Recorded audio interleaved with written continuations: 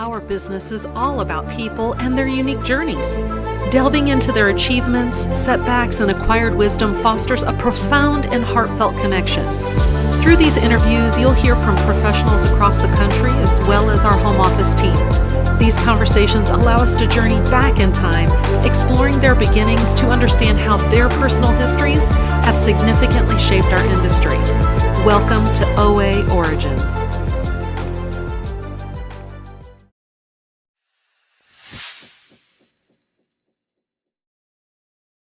Hey Wade, how are you? I'm fabulous. How about yourself? Good. I'm doing very well. Thank you. Thank you so much for being willing to do this Origin podcast that I've started. I wanted to do it. I think I told you a little bit.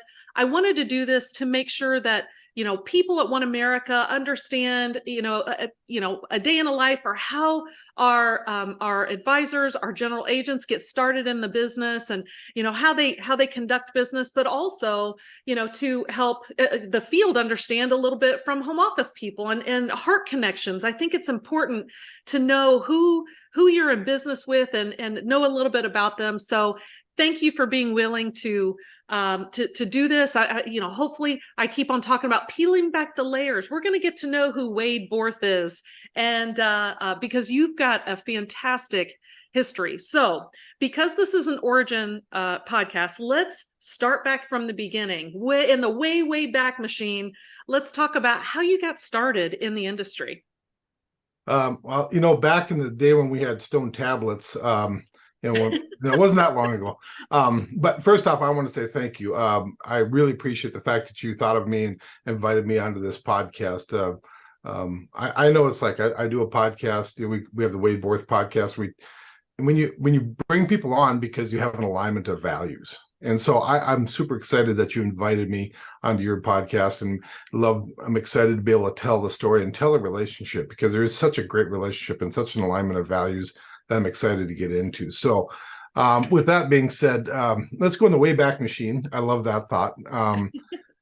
So I guess the passion for life insurance, and I kind of jokingly tell people, I said, when I was in college, I looked around and I said, who in the world is having the most fun out there, right? From a perspective of, from an industry, right? So I looked at CPAs. I'm like, yeah, my people that I know that are CPAs, yeah, it's so much fun.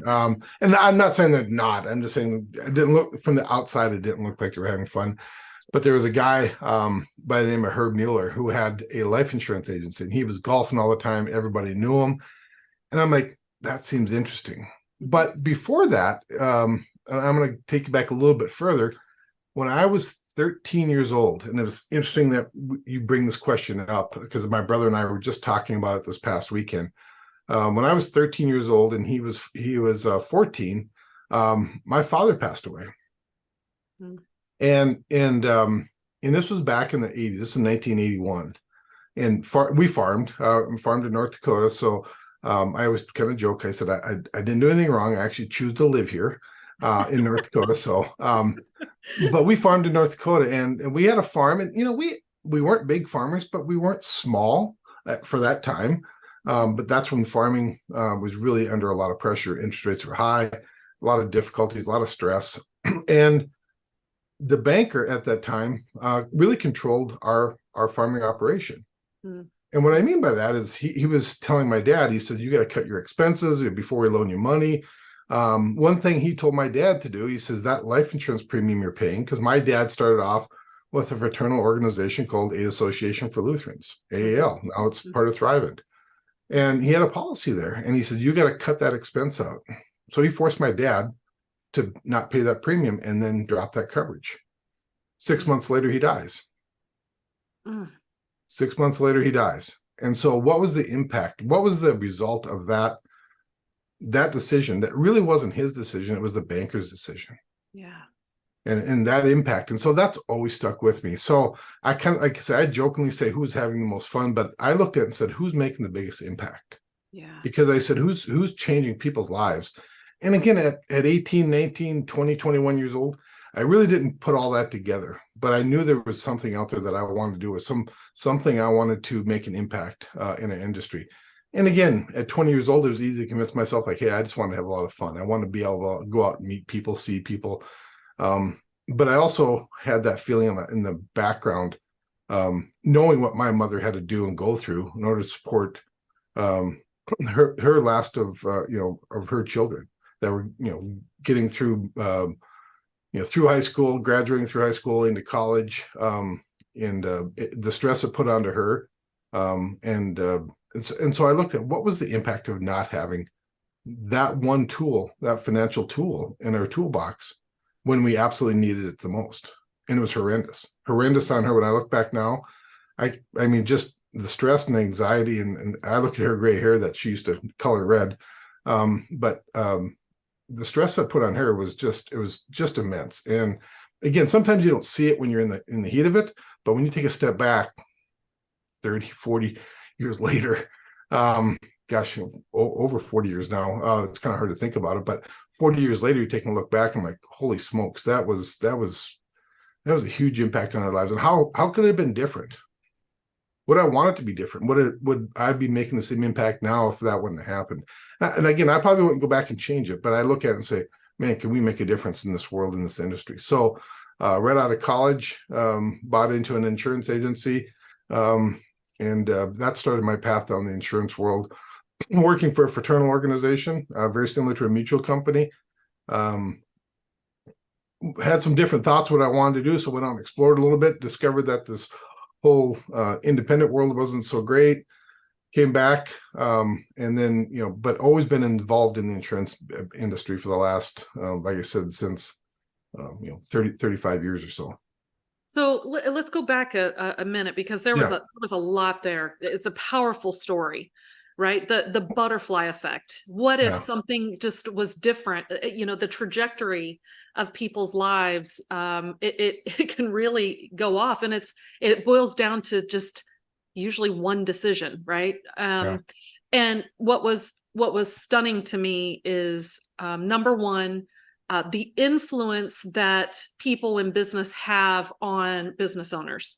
The banker had dismissed the power of life insurance, or you're fine, you're healthy, you don't need this right now, maybe we can revisit it later, but you don't need this, not realizing what can happen at any moment. And I don't put the blame on the banker, I just put the blame on ignorance, right? He didn't know any better, and he was just looking at right now the finances. We can't afford this, but you can't afford not to.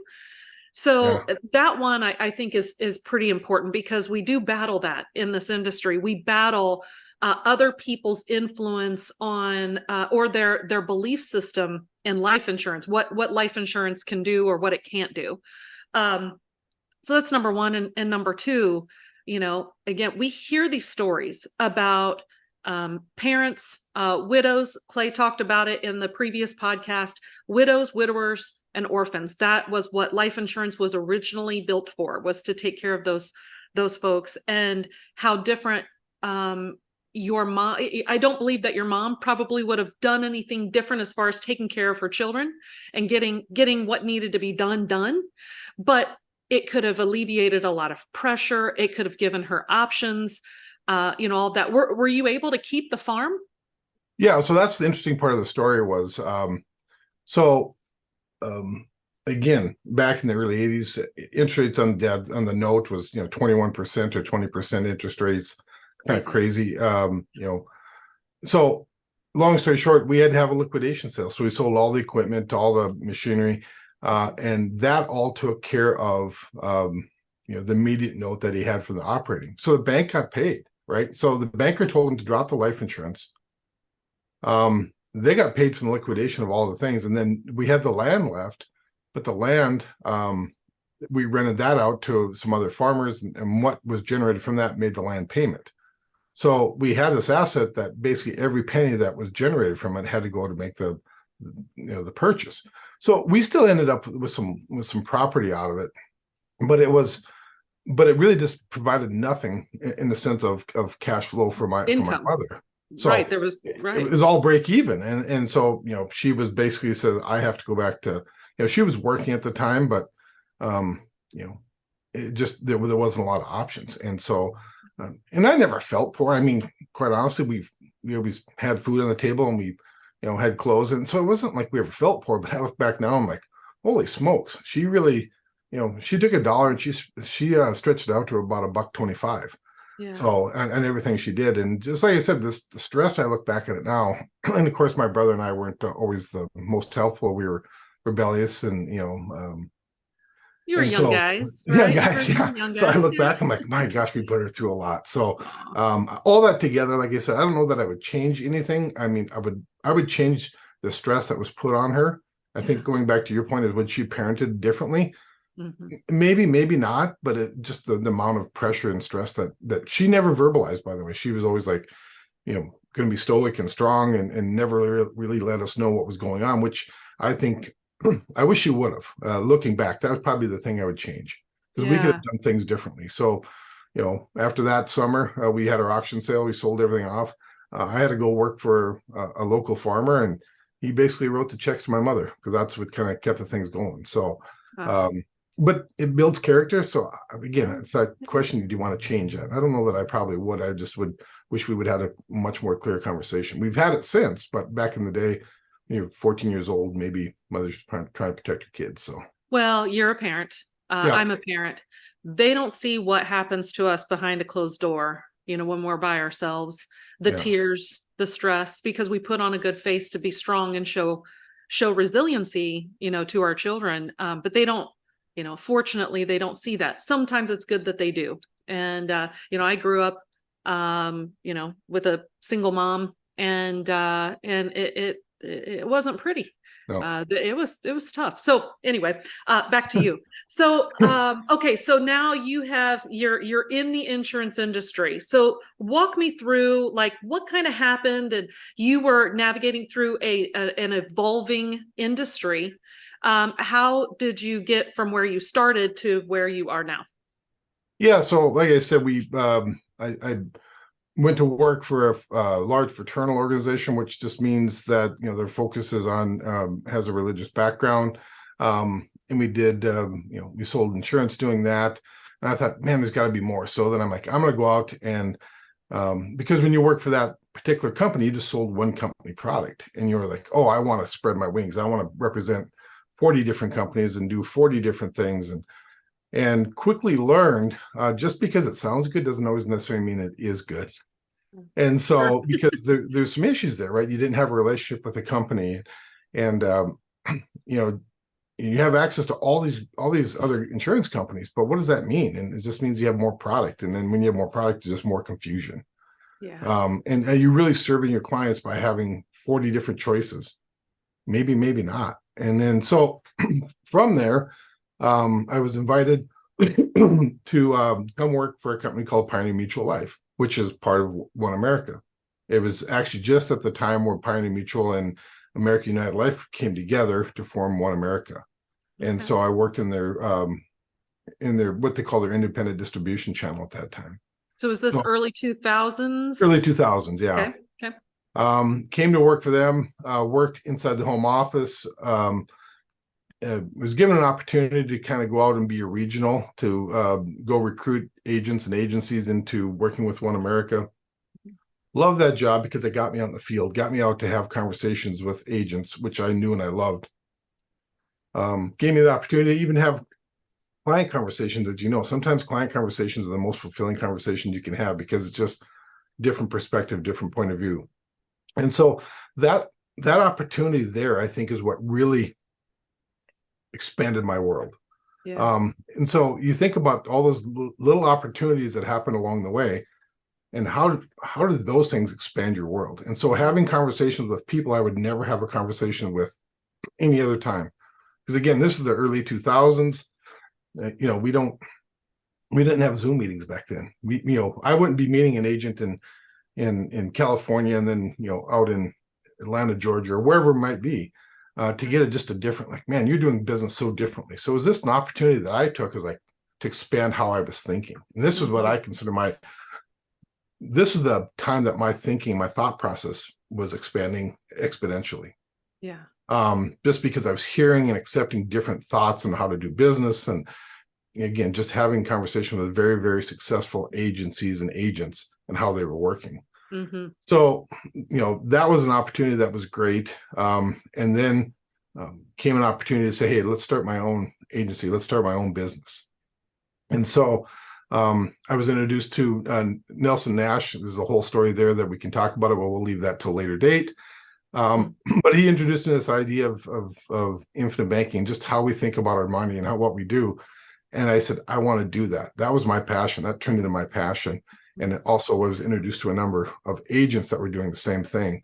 And so kind of went down that pathway. So started my own agency, had some agents that I worked with that, again, that was, when you start working with agents that develop your mind, if you're open to it, they will develop you more than you'll ever develop them.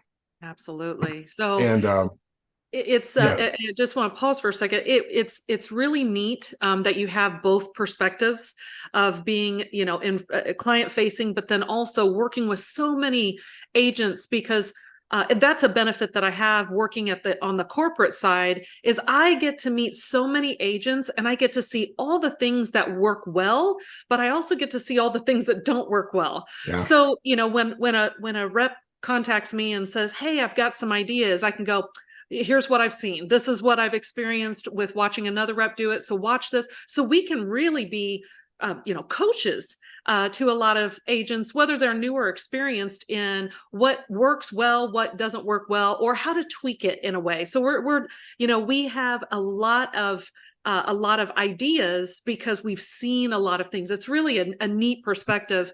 And then add on top of that the clients. And then with regards to the IBC or infinite banking, I believe that you already had a love for whole life. This just took it to a next level, a new way of thinking about it, a new way of experiencing it, and the power of life insurance, whole life insurance specifically, that power. Go ahead. Yeah. No, that's a great point. I didn't mean to skip over that. That was huge. When I got into the business, again, this was late 80s or the early 90s, right? 89 and 90. What was happening in industry at the time was interest rates had come down tremendously from where they were. And right out of the gate, again, as a brand new agent, you don't know anything. You're just like, oh, okay, I'll do whatever you tell me to do, right? That's kind of what they want. Somebody that'll just... And so they were showing me this UL product, and I'm like, well, I'm not going to illustrate it at 12% because that's where I'm going to be conservative, right? I know better, so I'm going to do it at 8%. The problem that we were having 5 years after that, 10 years after that, is that even the 8% conservative 8% conversation was really a fallacy, right?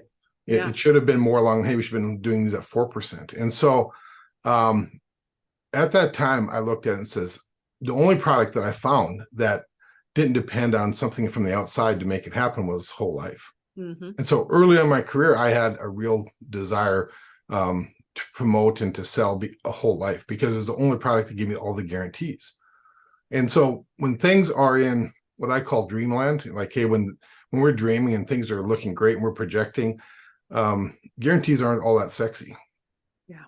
Until what you dreamed on doesn't turn out exactly what you're saying. And when that happens, that's when guarantees become very sexy.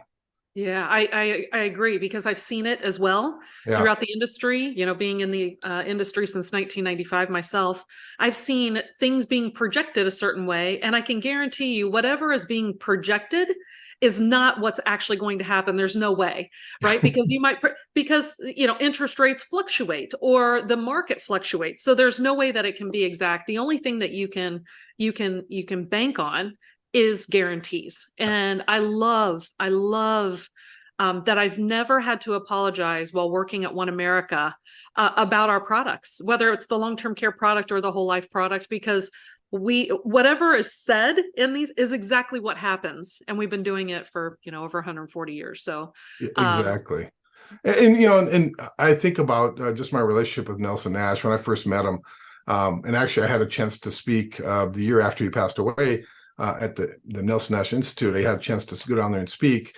And I had a whole presentation put together just about policies and design. It was really, quite frankly, I'm like, what was I thinking?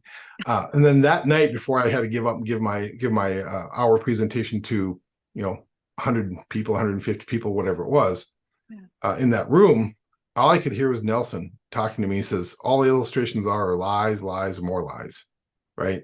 So go back to the guarantees. That's the only thing. And quite frankly, that's going to be understated, but still, that's the very least it's ever going to be.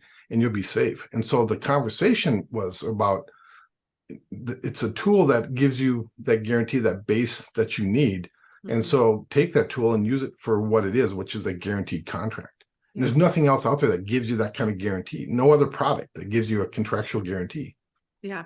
The only way that I think, when you talk about investments, when you're talking about projections, is if the agent is very clear that this is just what could happen. This is a could be, but you also have to understand the down risk as much as the upside potential.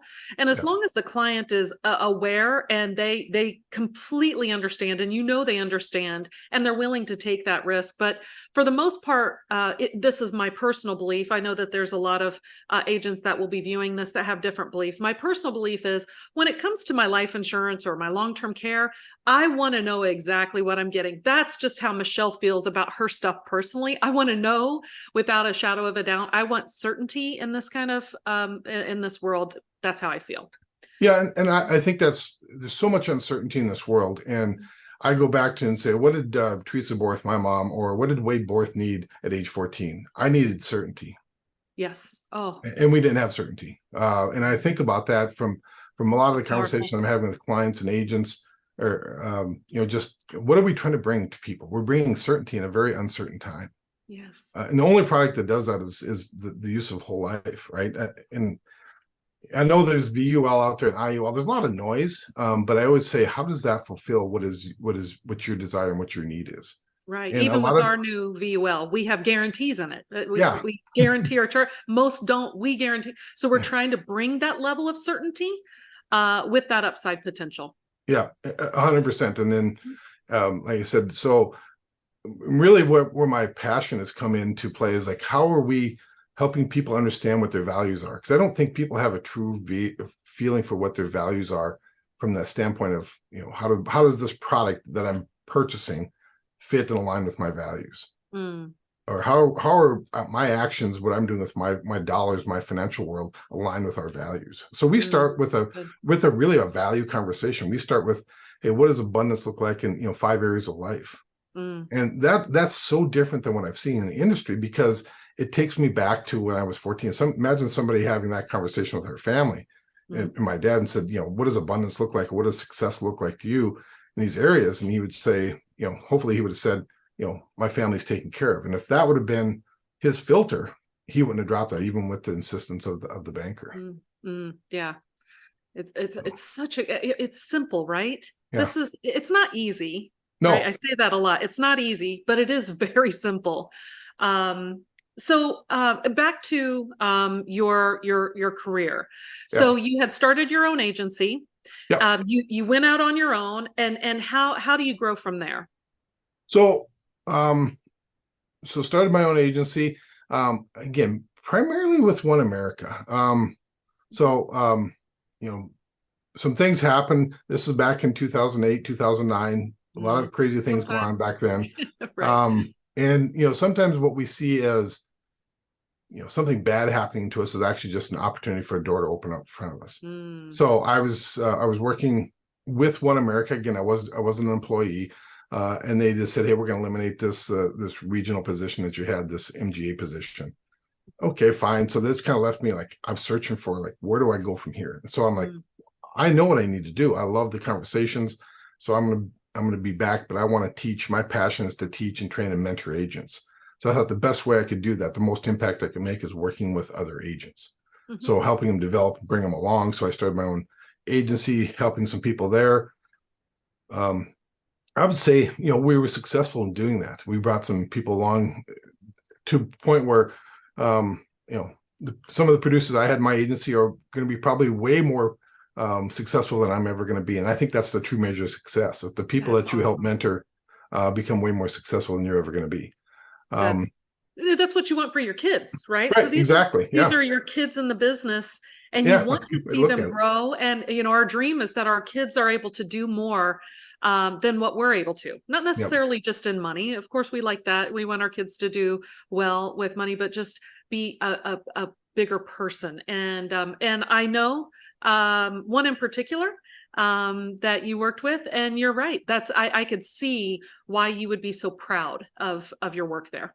Yeah. And, she's just out there just making a huge impact. I guess that's the most important thing, is what's the impact we can make in our world. Yeah. So, and with that filter, then I saw an opportunity to go work with a gentleman by the name of Kyle Fuller at Factum Financial, because he had a system and a vision there. And I said, man, I need that in order to grow. That's the next step. I was hitting maybe a ceiling a little bit, and this was my opportunity to now expand past that ceiling and make the type of impact that I really want to make in this industry. Because we get to a point in our industry where, just like anything else, now my passion is to teach and have agents understand and grow and be successful. That's my measurement now, is like, how successful can I make, the first, 50 agents, or, can we get 1,000 agents doing, high level production in this industry and making an impact with our clients.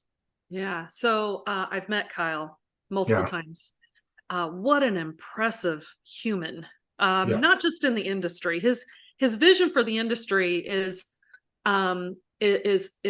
quite exciting. I don't know another word. I mean, it does, you get excited, but just him as a human. And going back to, I'll compare, Kyle to your father's banker. Yeah. Sometimes we don't realize the power of influence we have for good and for bad. And I'm not saying that the banker did a bad thing. They believed that to be correct. Yeah. But we also have to be very mindful about the things that we say to people, because we could be impacting them in their future.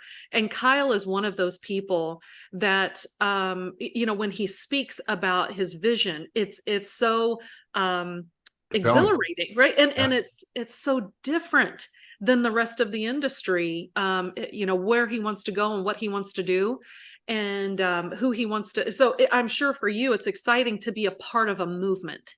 And he has that kind of ability to influence people in directions, right? But that comes with a lot of responsibility, because he knows he has that kind of that power and that voice. Yeah, and I'm excited about it, because that's where I see like the opportunity to take this gift that I've been given of 35 years in this industry, knowledge, understanding, mistakes, all that kind of wrapped into one, right? That's wisdom, I think, probably, for lack of a better word, and say, how do I take agents from having to, again, you want to protect people, and you want to get them to start at a much higher level, instead of the frustration of the first 3 to 5 to 10 years that agents have in this business. Let's start you a lot quicker down the road. It's not that you're not going to have that, but let's try and eliminate some of that. Let's see if we can, through mentorship and through conversations and through training, eliminate a lot of that issue. Yeah. So, and we know. What's that? I'm sorry. We know that new reps, if they're successful early on, then they should have a long career. It's a very lucrative, it's a very fulfilling career. But it's those that don't have that mentor and training, the proper way of doing business, conducting themselves in the early days. Those are the ones that struggle, and they don't make it past just a few years. So you have put a lot of focus on that. Go ahead. Yeah, 100%. And again, that's the impact I'm wanting to make, right? If we're going to serve, 1 million policyholders, we want to generate 1 million clients or 1 million policyholders, over the next 10 years. I can't do it on my own. Yeah. Quite frankly, I can hopefully influence enough people, we can get enough mentors where we can have that big of an imprint on the industry and really on our country, because the products we have and the conversation we're having are so vital from the standpoint of everybody wants to jump to the top, but nobody wants to look at what are we doing to protect our families and ourselves, right? How are we thinking about money? Just those conversations are, quite frankly, a little bit slow, and they're a little bit quiet, and people are going to go, that's kind of boring, or whatever it might be. And I like, it absolutely is. Yeah. But certainty sometimes is boring, but that gives us the ability to go out and do other things. Once we have that certainty taken care of, then quite frankly, then it gives us kind of a permission slip to go do the other things that maybe we'd never do, because we were trying to balance the certainty versus uncertainty. Now we have a bit of an uncertain, kind of a permission slip to go do those other things. Yeah. So you've met thousands of people in your career, home office agents. What would you want people? You have plenty of friends. You have, so this isn't Yeah. just to the industry, but what would you want people to say about you when you're not around? What would you want to be remembered by? I've done this exercise before where I write my own eulogy, because Oh, that's part about oh, visioning, right? yeah, And when you do that, it's like, what do I want to be remembered for? What's the impact I want to make? yeah. And I really, what I ultimately, what I want to have people saying around, around the coffee table eating Jello at my Lutheran wedding, is um, how generous he was, how abundantly mindseted he was. Right? To have that abundant mindset, he was willing to give and grow people to their maximum potential. And ultimately, if I have 5,000 people saying that, that's huge, right? To where we That's can say he made an impact to my that's life. huge. And that's how I want to be remembered. That would be the eulogy, is like the impact this one person made on Yeah. the industry, on our family, on really this country. That's the impact, is like he was willing to give of his time, of his talents, and to influence and have an impact on this industry, Mm. as well as people. So good. You are a charitable person. So let me ask you this. This is more of a hypothetical. Maybe you've Yeah. done it. I don't know. But let's say you had $100,000 that you can give to any charity. What charity would you pick and why? Um, I would actually, if I had $100,000, and this is kind of in my dream works right now, is trying to develop a charitable organization where we teach. I know this is going to sound really strange. I want to focus on teaching young men financial literacy. Mm, I think there's a lot of focus, and I don't want to exclude it to young men, but that's where I'm starting, just because I have a son. mhm, mm, Maybe that's where it comes from. sure. Um, Yeah. and just teaching them financial literacy, and again, and here's the reason why. If we could start young, give them purpose and cause. Yeah. Think about a 17-year-old, understands what their purpose in life is and what their cause is. Mhm. Teach them how to think about how we're going to move forward, Yes. what kind of impact that has, and then also say, now we're going to add this financial literacy to that, Mhm. so we don't have to have charities. We Yeah. don't have to have, nobody's going to be doing a fundraising or a GoFundMe, Right. because Right. this person wasn't again, because a lot of times people are put in a position because they don't know. That's right. They're That's put in exactly a right. bad You position don't know. because they were unaware. They didn't So know my any job better. is to Yeah. start early, and make an impact on those. So it would be to create this organization, that would have maybe just a separate curriculum just to teach. And again, probably because I started out with my son going through Boy Scouts, and so maybe that's where that focus has come from. Is like, I see something like that to where we can develop this and then create a curriculum and have a whole process for these. Again, I probably gonna catch some flack for talking about young men, but I think there's room for young women to be taught just as well. But maybe that's not me teaching them. So Well, I mean, I love you're the women in staying our where in your organization. lane with what you know, and you have a Yeah, son, so that's where your heart is. yeah, I get that. I get that, yeah, and I have daughters. And it's funny because my heart is in alignment with you right now because I always wanted to do the same. We did some really neat things with our girls, it's neat because I'm also seeing the benefits of it now that they're 18 and 19, and they're working full time and doing those things. And but we started in age appropriate education. As soon as my kids wanted to start buying that trinket, that's when the education started. yeah, And we taught them even at 5 and 6 years old about what taxes meant, but we did it in an age appropriate way. We taught them that you always give first, you save, then you spend. And so we did these little things where they had jobs, and they had payday. We didn't give them an allowance just because they were our kid. Like, you earned. And we taught them budgeting, when they got to be the age where they wanted to buy their hairspray and shampoo. If mama was buying it, they wanted the good stuff. But as soon as we gave them money and said, now you have to budget it, they were going to the Dollar Tree and buying dollar, Suave shampoo.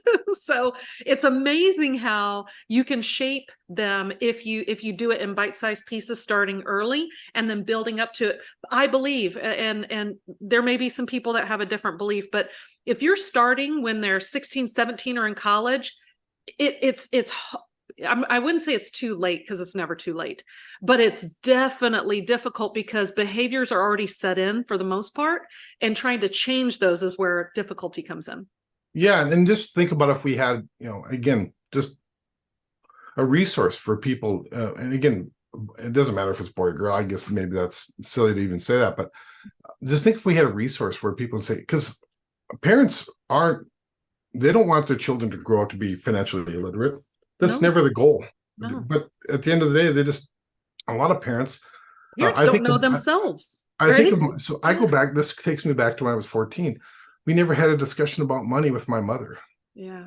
When it was the thing that was the biggest albatross around the family was money. And we never had a discussion about it. And I guess maybe that's where the passion comes from, is that I look at that experience and like, man, if she would just opened up, but again, that was just something we didn't do because we just didn't have those habits of talking about money and talking about finances.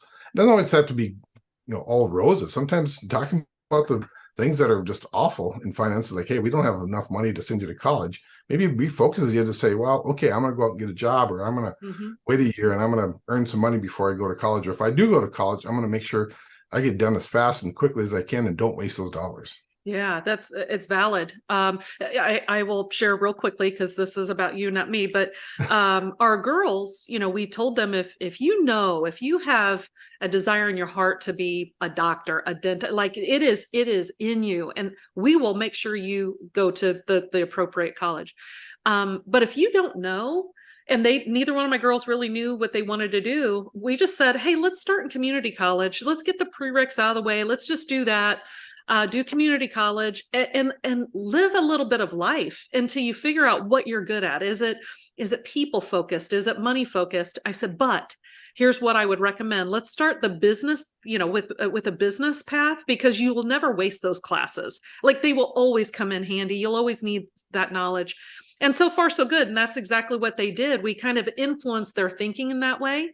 And their plan is to transfer as a junior. They'll be able to transfer in Indiana. You can transfer to any university, and those credits will transfer because it's a program. Transfer as a junior program.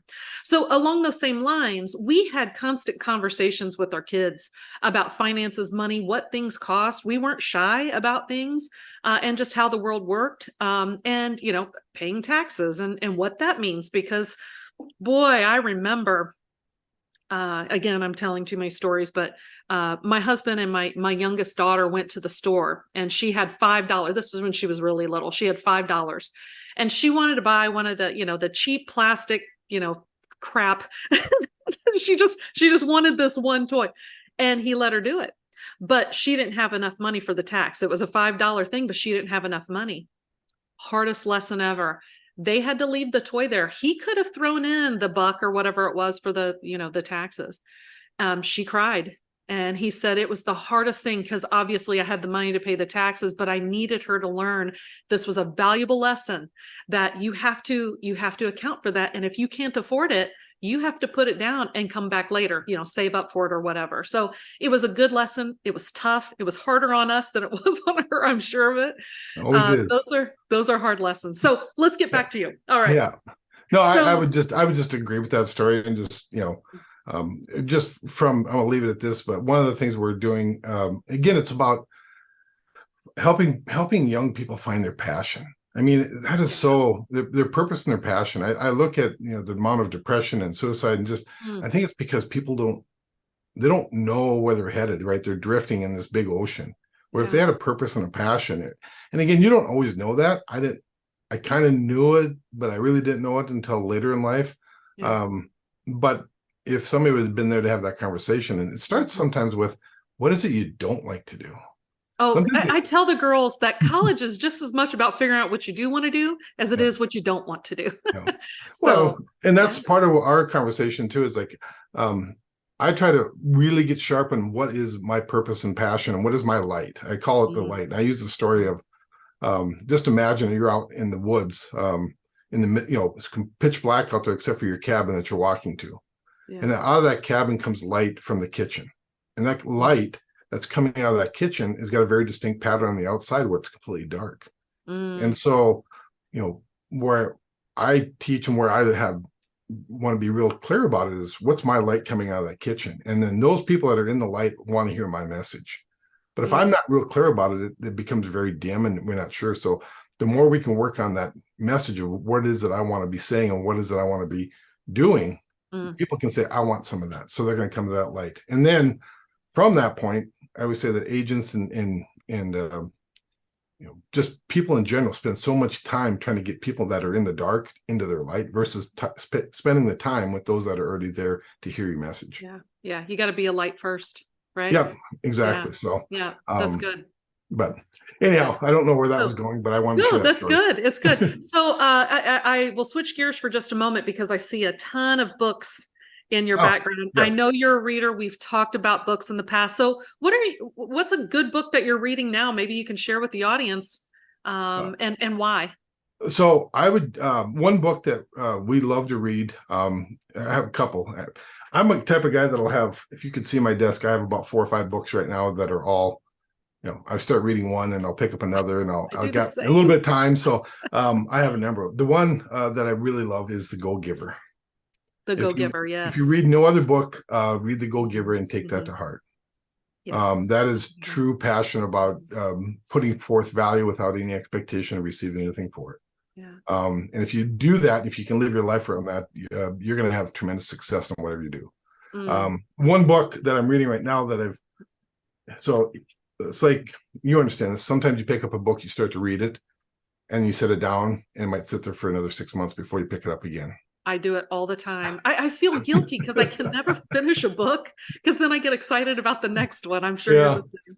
So one book that I really love is a book called The Road Less Stupid by Keith Cunningham.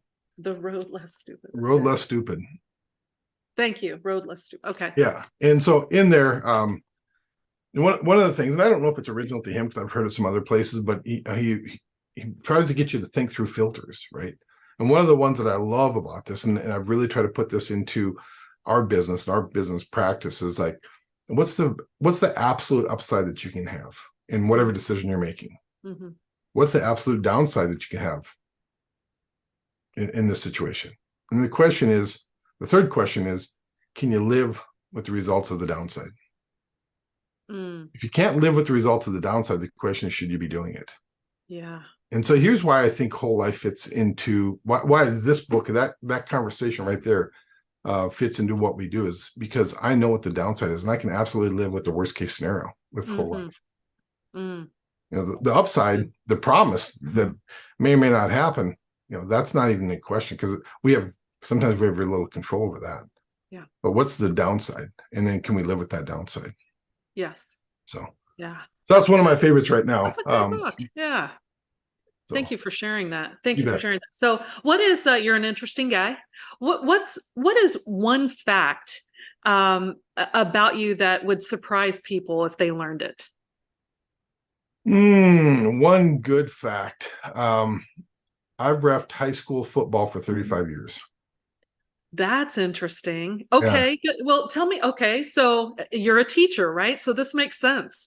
You Yeah. love to teach. So you got a love of football too. Yep. So are you a Vikings fan? Are you a Packers fan? What? So yeah, well, long story. When I was growing up, you had either the Packers or the Vikings to cheer for. Okay. That Yeah. was the two. That's the only thing that came on the radio or TV. Yeah. So I was a Vikings fan until 1981. Just happens to be the same year my father passed away, when at that time the Oakland Raiders beat the Philadelphia Eagles in the Super Bowl, and then I became a Raiders fan. Interesting. Are you still? Quite frankly, I don't spend that much time following. I love high school football. Quite Yeah. frankly, the older I get, the more I love like 5th grade, 6th grade, 7th grade football. because that's the Yes, teaching opportunities. it is. Yeah. Yeah. Yeah. So So there's another coworker at One America. You know him, Matt Clark. yeah. Matt Clark loves football, played football, loves football. He coaches high school football, and he is just and he's good.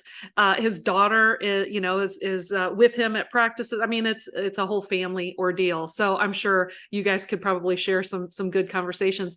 So you're still coaching? Reffing, officiating. Or excuse me, I'm Yeah. so sorry. No. Reffing. Yeah. Um, Still doing it. I've cut back just because of it is a time commitment in the fall. sure. Yeah.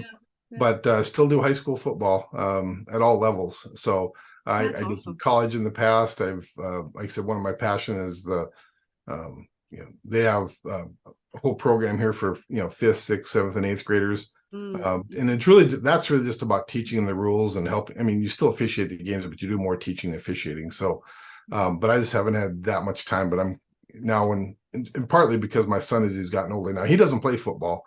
I played high school and college, so I have a passion for football, but he didn't want to play it. He calls it combat sport, not contact sport. When he was in fifth grade, so I'm like, okay, he doesn't like it. So he's a basketball player, which is probably smarter. He's got skills for basketball. He's not built like his dad. A little bit more longevity in basketball, I'm sure. Yeah. Exactly. So still doing it, yeah, and I still love it. It's camaraderie. It's the being around the game, being around the kids and the coaches. I love the interaction on the sidelines. People say, "How do you handle that?" And it's just an understanding of where people are at. Another book that I love is How to Win Friends and Influence People. Yeah. And That's a great and book. I try to understand, have that empathy for people, especially coaches, right? So they're under a lot of pressure, and he's yelling at me like that's a terrible call. And I've gotten to the point where I can appreciate what they're saying and why they're saying it. And so I You can don't still make go have any it. bad calls, though. I mean, I don't know. you're Everybody always else does, right. but I don't. Everybody else, yeah, you get it right. You got eagle eyes. You know exactly what's going on. I do some self-reflection, do some film study. I'm like, yeah, I probably could have done a better job on that. But I try to have that empathy with those people with the coaches, because I understand where they're coming from. And that's probably one of the things that's actually helped me a lot in this business, is that hearing and understanding and getting a feel for where people are coming from is the most important thing we can do. Yes. Yes. And then once you have that understanding, then you can find that empathy Mm-hmm. and say, okay, I can feel where you come from. I understand. Let's find a solution to that. And then that's where where a lot of times in this industry, when we first get started, we have the solution. We think we have the solution for every problem they have, but we don't even understand what their problem is. Well, one of my favorite sayings is the solution to one problem is the creation of a new problem. So, I mean, it really give that some thought. You're probably going to hang up and you're going to have to think about that. But every time we solve a new problem, it actually creates a new one. And so, for instance, life insurance, we solved a problem, but it creates a new problem, maybe for estate tax, all those things that we have to consider, because there is a ripple effect to any of these decisions. So, that's it's pretty profound. Yeah. So it's a people business. Let me say it that way.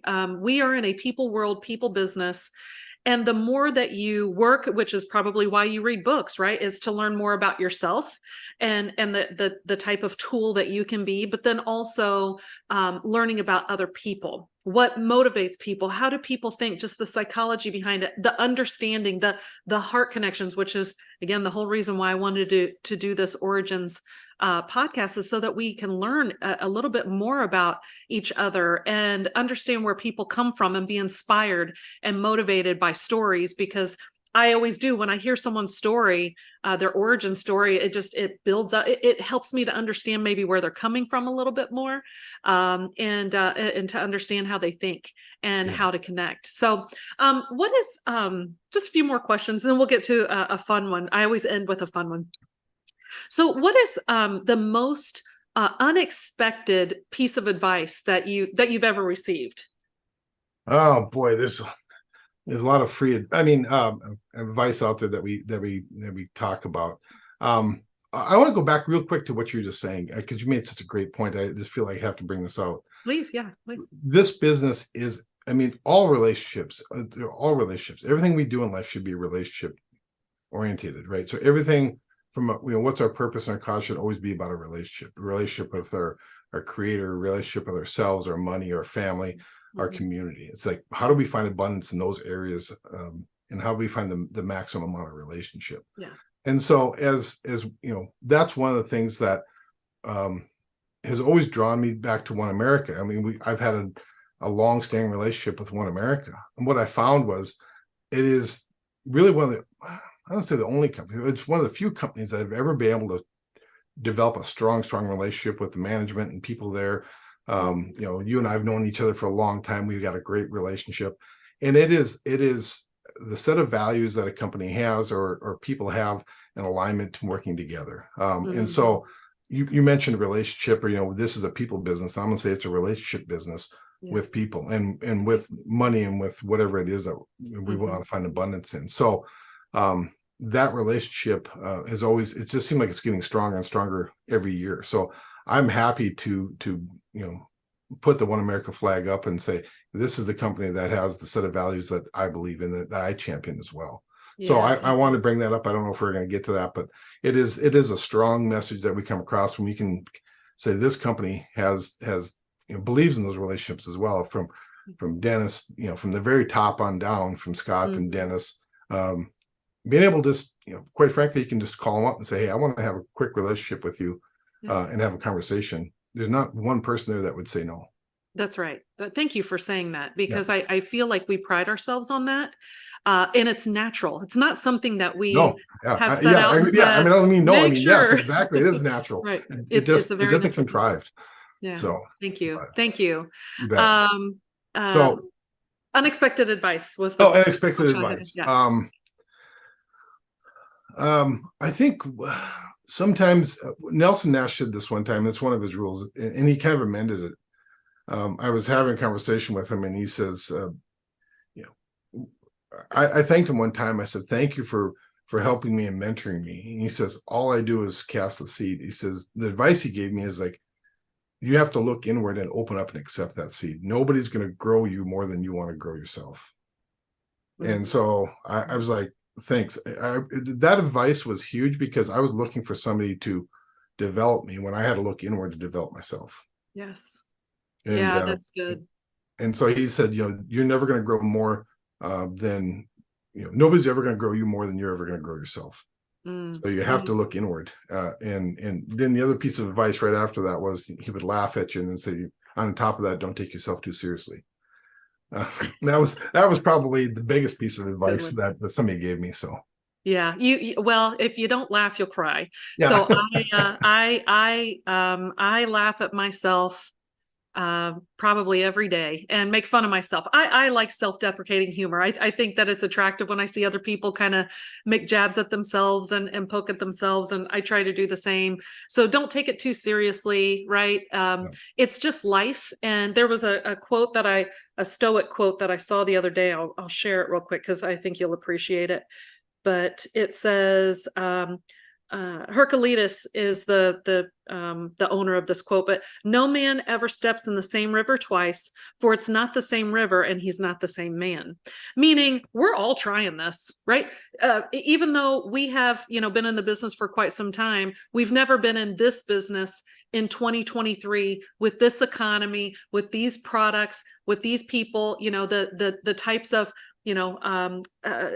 things that people think about these days are not what they thought about 10 years ago. So we're all just trying this. So it's okay. Like, don't take it too seriously, and you don't fail at anything. It's just a lesson learned. And I think that's important. I heard somebody say it too. It was at actually one of our conferences. I think it was Steve Chater. You had a chance to meet him. He says, well, did you win or did you learn? Yes. Oh, that's good. Did you win? And I love that perspective that he put on. It's like, did you win or did you learn? Yeah. Because you never really lose if you take what your experience and say, how can I grow from that? Yeah, that's good. That's good. Okay, so what's the nicest compliment you've ever received? Boy, one of the nicest. I kind of put you on the spot there. No, this is good because you try to boil it down. It's like, what's the nicest compliment? Thank you. Yeah. I had a gal, her husband passed away. We delivered a check, and all she could muster was thank you. Mm. Um, You didn't apologize for, making them pay those premiums all those years. There was no no, apology there, right? no, none. Okay. And Okay. it was just thank you, and it wasn't. It was the words, and it was also the sentiment, and it was just. So when people say thank you and genuinely mean it, that is a tremendous compliment, Yeah, that's right? good. So they might, Simple but people profound. have told, they say you're damn handsome. I'm like, I know. You got a lot of hair. Your hair looks fabulous. I go, I know. And so those are all great, but just the thank you from the heart is what I love. Yeah, that's good. That's good. I like that. That's good. All right. So we'll end the interview with a fun one. And I end all of them with this one. I almost spilled my Yeah. coffee. What was your first car? My first car. So does a motorcycle count? It can. That's So interesting. living in North Dakota, you realize you only be able to drive those things about 9 months out of the year. That's what I was good. Yeah. But I would say my first real cars when I went to college. I didn't actually get my own car until I was in college, and it was a Buick Regal. A Buick Regal. Yeah, What year? Do you remember? it would have been like a 84, And what 83 or color? 84. What color was it? It was a two-door with Mhm. tan paint, and then had the roof was that kind of that leathery colored stuff. Oh, where it had the faux kind of. Yeah, Yeah, yeah, I know what you're exactly. talking about. So Yep, it kind of looked like it could have been a convertible, but it wasn't. it was exactly. Yeah, gosh, the 80s, those were fun. Those were fun. I Yeah. had an 82 Olds Cutlass, and Ah, same thing. It had that, but it was green. So the body of it was this dark green, and the top was this light mint green. Like the color was terrible. It was terrible. yeah. So you had that through college? Yes, I had that through college. Yep. Okay. All And then right. Fun. I've had Jeeps and different stuff, but that was right out of college. Yeah. I got started my own business, thought I needed a new vehicle, so I bought a Jeep Grand Cherokee. So that was the only brand new vehicle I ever bought. So I was always kind Yeah. of laughing about that. That's awesome. That's awesome. Again, memories, good memories. Oh, Yeah. one, did it have the bench seat with maybe the arm? That mine had a bench seat and it Yeah, had an so arm. it was a 60-40 split. It had power Okay. seats in it too, and then it had the fold down arm on it. So That's awesome. and so here's the real funny thing is, like, because I don't remember anybody ever having these, or at least they tried to install them themselves, and there's epic failures. But it had a moonroof, so it had a roof that opened. Oh, oh, it, That it didn't probably leaked. that didn't leak. I was just going Oh, to it say didn't. there's one that even didn't leak. You were This lucky. factory installed. That's awesome. That's awesome. Well, good deal. Well, thank you so much for being willing to do this and being a little vulnerable and sharing these stories. These stories, even though sometimes it may be hard to share, what you experienced growing up with your father passing, but it's one of those things we talked about, moving other people to maybe think about it a little bit more. So by sharing these stories, we can connect with you. And so I really appreciate you being willing to do this. It was fun for me. I hope it was fun for you. I learned even more about you, the football ref, and the Buick Regal. Now I see you in a different light. So I really appreciate you, and thank you so much. No, I appreciate the opportunity to come on and share my story, and I'm looking forward to this because it is about the relationship, and the more we can get to know about each other and understand where people come from, the better relationships we have. So thank you so much for taking me in and giving me an opportunity. Absolutely. I'll see you soon. Thank you. Thanks.